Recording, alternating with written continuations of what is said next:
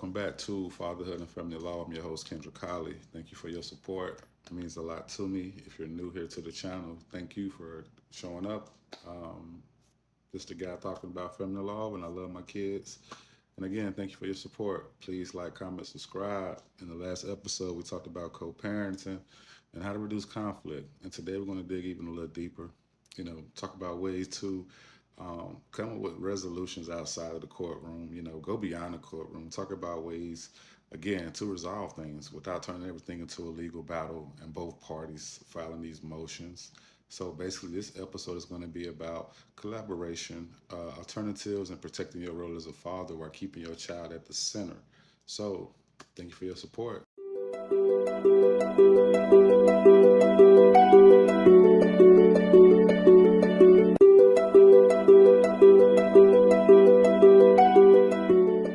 When most people think about family law, what you think about? Well, for me, I think about courtroom, judges, and maybe the rulings, the anxiety that comes with it. But overall, here's the reality. Not every issue has to be decided with the court. Again, not every issue has to be decided by the court. In fact, some of the best outcomes for family court and family law, it happens outside of the court, because court is designed to make decisions, because it's not always designed to build reasoning. Again, it's not designed to build that reasoning. It doesn't always correct and show cooperation. And it definitely doesn't always preserve the family dynamics of the relationship. My opinion, it's not designed for men, family law, family court. So, started to ask myself certain questions. How can we resolve this conflict, you know, while still protecting my rights as a father? You got to know a little bit of law while you get into this game. So, for me, learning a few things, going to break it down with you. So, again, let's get to it. Alternative disputes and resolutions, or ADR, when you break it down. And that includes different methods that may look like mediation, collaborative law, and negotiations outside of court. And being able to agree outside of court, that's key. The longer you get into the family law, family court game, you got to be able to show the judges you can at least come to some agreement. And with these approaches, they're designed to reduce conflict and save time and give both parents more control over the outcome in the courtroom instead of the judge deciding your future. You know, you and the other parent, you got to work towards a solution together with guidance. It's a hard thing for me to say because it took me a while to get there. While it may sound like something that's challenging, not only for myself, but for you who's watching and listening, it can also be incredibly powerful for your children. So it's different benefits when you got in your way through these different approaches. You gotta just move with the right mindset. You got to talk about and remember the positives that you're trying to create. And the first thing is it's less conflict when you're able to collaborate and come up with these solutions. ADR focuses on communication and resolutions. It's not about winning and losing with the other parent, the family members, the judges. Another thing is the control. You have a voice in the outcome throughout the mediation and throughout everything. If you're just present as a father, you're not leaving everything in the hands of the court or your ex. Just be present. Third, when you're able to come up with these solutions, it's a faster resolution. You know what I'm saying? So court cases can take months, sometimes years. Hell, think about it. 18 years?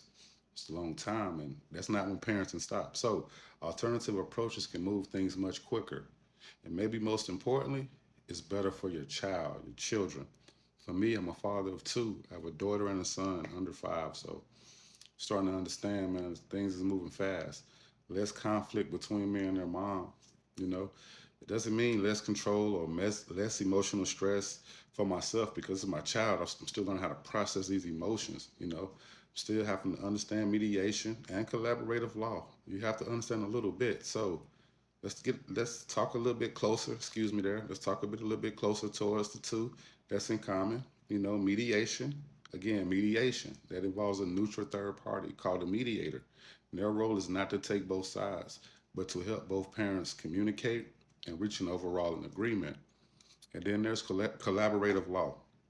And this is where both parents and their attorneys, if you're represented by someone, they just come together and commit to resolving the issue without having to go to court. So It's a great thing as well too if you can afford it. If you don't want to bring on the emotional wherewithal with court, to be honest with you. So, both approaches require something that's most importantly, and that's a willingness to work together. Yeah, you got to be able to work together. And man, that's the hardest part for me. In my situation, we just can't work together at this point in my journey, but we're taking baby steps to get somewhere. And I'm proud of that for myself, and you should be too. So, and that doesn't mean you have to agree on everything. It just means you're willing to try for the sake of the better outcome. And for me, that's just my children, man. They're getting a little older and started asking little questions. So you have to know how to advocate for your rights as a father as well. Educate yourself. Read this family law. And let's be clear about something. Choosing a collaborative approach does not mean you're giving up your rights. No, you're not giving up your rights. As a father, you still have the responsibility to advocate for your time. Advocate for your time, your role in decision making. You're there, in your presence. Those three things is very key. So the difference is all you're doing with this new strategy, no conflict. You're not feeding to the bullshit. You're advocating more effectively. You're being prepared. You're understanding your rights now when you walk through that courtroom. And even when you walk up there to that facilitator in family law, you're communicating more clearly and you're staying focused on the outcome. Not even with that arguing no more. Not even going back and forth with you. You understand? And you can be strong about it. And you can still be collaborative. Collaborate, excuse me. Got it going on in me. So again, just keep the child's best interests at first, and also keep that at the center of all of this. Keep your child first, and let them know, hey, I'm here for my child. Every decision, every conversation, every agreement should come back to one question: that's my child. What's best for our children? You get what I'm saying? Now, what? Feel fair at that moment? Not what satisfies every emotion, but it creates that stability. It creates security and the growth for your children. Again, don't feed into that flesh when you're talking to the other person. Because when both parents can align on what's important, which is the child, even the difficult conversations become more productive. And the most difficult one of them all is the approach, the boundaries. You get what I'm saying? You got to go beyond the courtroom to be able to get to this situation. You know what I'm saying? So let's move a little closer with this. Fatherhood doesn't begin or end in the courtroom. It lives out in the time spent. Man, you got to spend that time with your children, fellas.